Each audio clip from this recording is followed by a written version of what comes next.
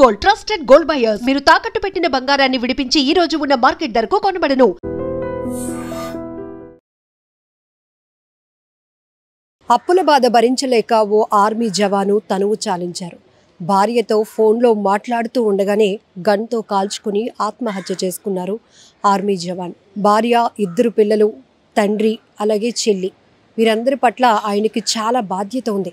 కానీ ఇప్పటికీ 34 లక్షల వరకు అప్పు చేశాను, నేను ఇక భరించలేను పావని. ఇంతకీ నువ్వు తిన్నావా? పిల్లలు తిన్నారా? నాన్నను జాగ్రత్తగా చూసుకో, చెల్లికి మంచి సంబంధం చూసి పెళ్లి చేయాలి, ఈ బాధ్యతలన్నీ నువ్వే తీసుకోవాలి అంటూ ఈ మాటలు చెబుతూ ఉండగానే ఆయన ఫోన్లో తన భార్యతో మాట్లాడుతూ గన్ తీసి కాల్చుకొని ఆత్మహత్య చేసుకున్నారు. ఎంత బాధాకరం! అప్పుల వల్ల ఎన్నో కుటుంబాలు ఛిద్రమైపోతున్నాయి. కుటుంబంతో సహా, పిల్లలతో సహా భార్య, భర్త తెగించి ప్రాణాలు తీసుకోవాలని, తనువు చాలించాలని బలవన్ మరణాలకు పాల్పడుతున్న ఘటనలు చాలానే చూస్తున్నాం.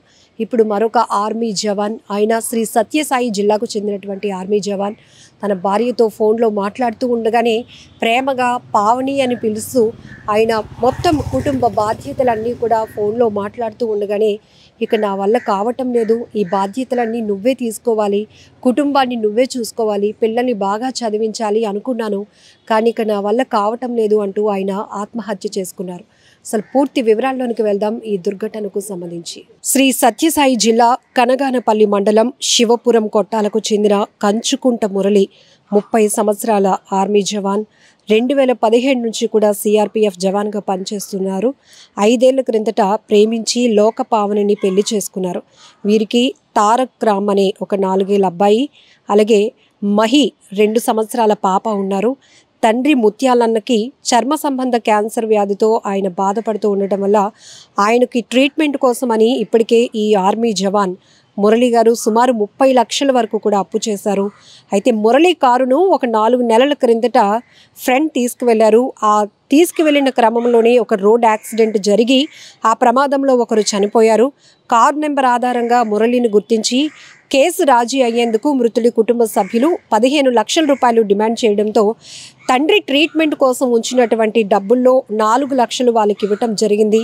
అలాగే చెల్లి పెళ్లి చేయాల్సి ఉండగా ఇన్ని అప్పులు కూడా తనపై భారంగా మారటం వల్ల తీవ్ర మనస్తాపానికి గురైనటువంటి మురళి భార్యతో మాట్లాడుతూనే గన్తో కాల్చుకొని ఆత్మహత్య చేసుకున్నారు.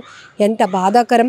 చాలా హ్యాపీ ఫ్యామిలీ అని చెప్పొచ్చు. ఎందుకంటే భార్య, ఒక బాబు, పాప, 2 పిల్లలతో చక్కగా ఆయన కూడా ఆర్మీ జవాన్గా ఉద్యోగం చేస్తున్నారు కాబట్టి మంచి ఉద్యోగం, అన్ని రకాలుగా చాలా హ్యాపీగా ముందుకు వెళ్ళాల్సినటువంటి ఫ్యామిలీ. కానీ అనుకోకుండా అప్పుడప్పుడు మనకి కొన్ని కష్టాలు ఎదురైనప్పుడు అనిపిస్తుంది, భగవంతుడా ఇన్ని కష్టాలు నాకే ఎందుకు, ఎలా, ఇది నా వల్ల కావటం లేదు, అంత సామర్థ్యం, అంత శక్తి నాలో లేదు, నేను వీటన్నిటిని ఎలా ఫేస్ చేయగలనని మనలో మనం చాలా వరకు మదన పడుతూ ఉంటాం.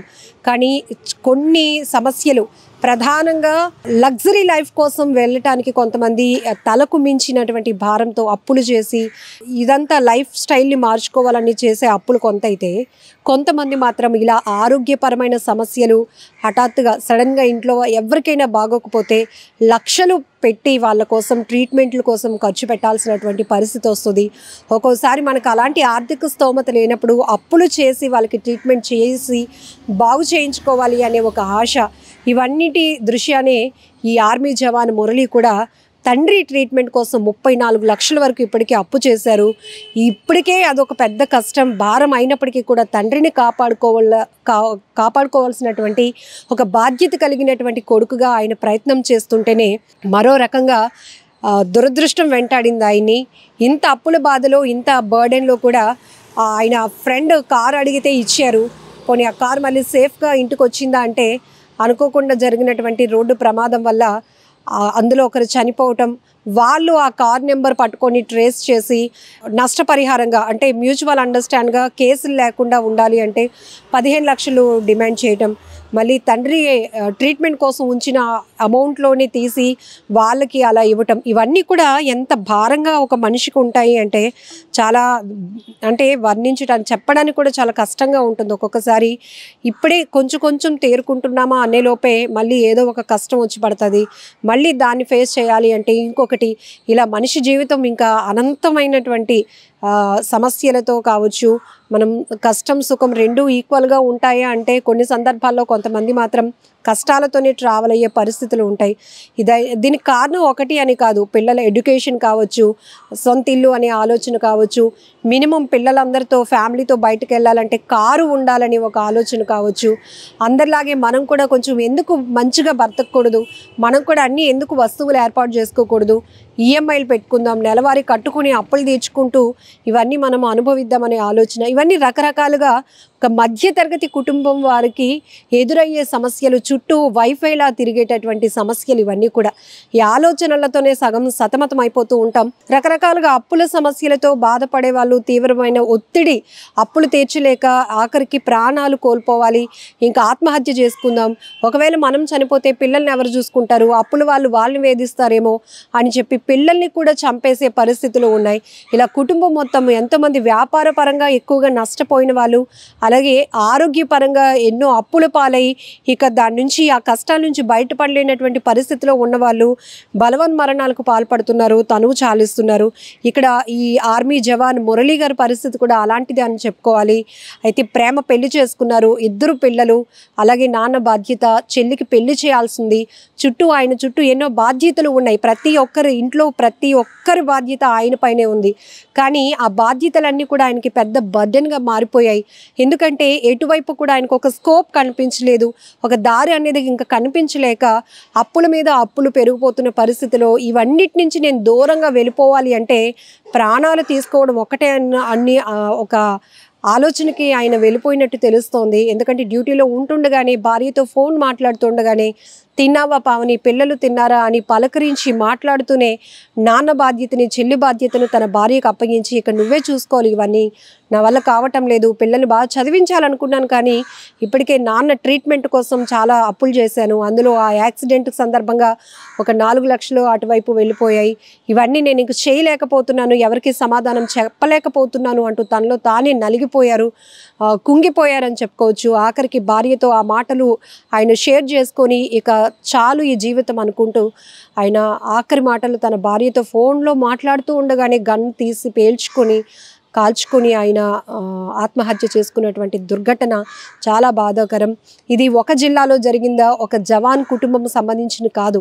మనం ఈ మధ్యగా చాలా చూస్తున్నాము, కుటుంబాలతో కేవలం అప్పుల బాధలు భరించలేకే, ఆ ఒత్తిడి తట్టుకోలేకే కుటుంబం మొత్తం కూడా చనిపోతున్నటువంటి పరిస్థితులు ఉన్నాయి. అప్పు అనే ఒక పెద్ద సమస్యకి అనేక రకాలుగా మనం విశ్లేషించుకోవచ్చు. ఏదేమైనా ఇది ఒక డిస్కషన్ చేయాల్సినటువంటి టాపిక్ కూడా, ఎందుకంటే చాలా వరకు చాలామంది ఇలాంటి ఒత్తిడిలోనే ఉన్న పరిస్థితులు కూడా ఉన్నాయి. కాబట్టి మీరు కూడా ఈ సంఘటనకు సంబంధించి ఏమనుకుంటున్నారు?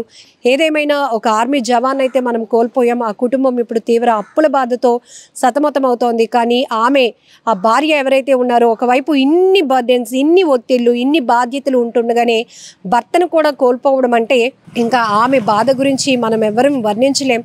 కన్నీరు మున్నీరుగా వెలిపేస్తోంది ఆమె. భర్తను కూడా కోల్పోతే నాకు ఆధారం ఏంటి, నేను ఒక్కదాన్ని వీళ్ళందరినీ ఎలా చూసుకోగలుగుతాను, అటు మామయ్య ఇటు భర్త అప్పచెప్పినటువంటి బాధ్యత, వాళ్ళ చెల్లి పెళ్లి బాధ్యత, 2 చిన్న పిల్లలతో నేను ఎలా ముందుకు వెళ్ళగలుగుతాను అని ఆమె గుండెలు బాదుకుంటూ రోధిస్తున్నటువంటి తీరు ప్రతి ఒక్కరి కంట కన్నీరు తెప్పిస్తోంది.